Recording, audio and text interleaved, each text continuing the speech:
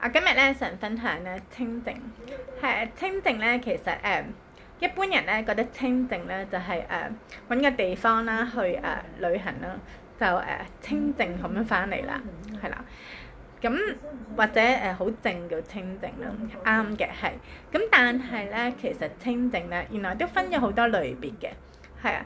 咁咧我睇到《妙法蓮華經》啦，佢嗰個智慧好高，同埋好清晰啊！所有嘢好有組織能力。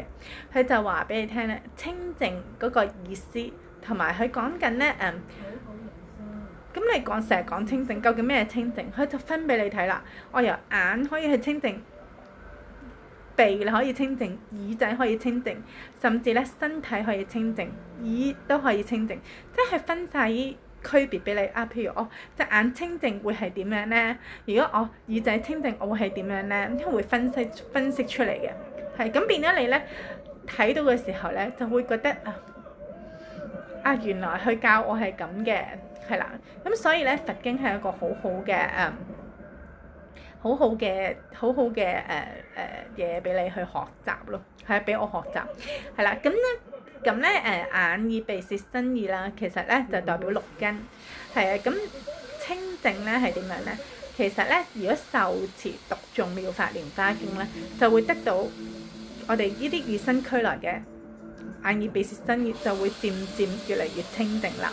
清靜到咧，其實普通人咧未必有呢個清靜嘅程度，即係你會比普通人咧去睇得多咗嘢，或者聽得多咗嘢，係啦。咁但係唔係基於你有任何神通，而係因為本身你係本自具足，冇好多污穢嘅嘢遮住你本身都係咁清靜噶啦。咁只不過因為你冇咁多污穢嘢，所以你會比其他人會更易去得到呢清靜嘅優勝，係啊。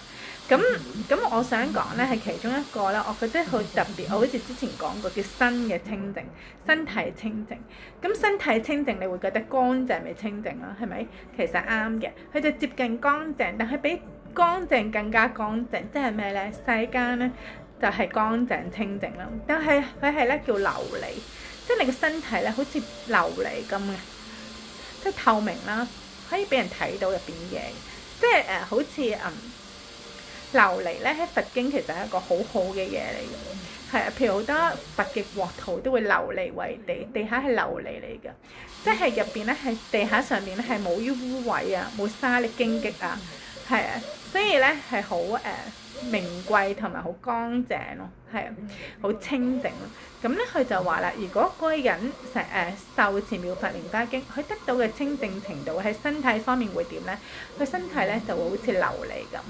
即係好似透明嗰啲玻璃咁，你可以喺佢身體入邊見到好多嘢。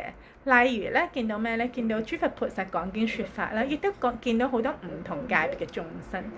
咁不單止係咁，佢就話啦，眾生見到嗰個人咧都會好歡喜，係因為佢個身體好清淨。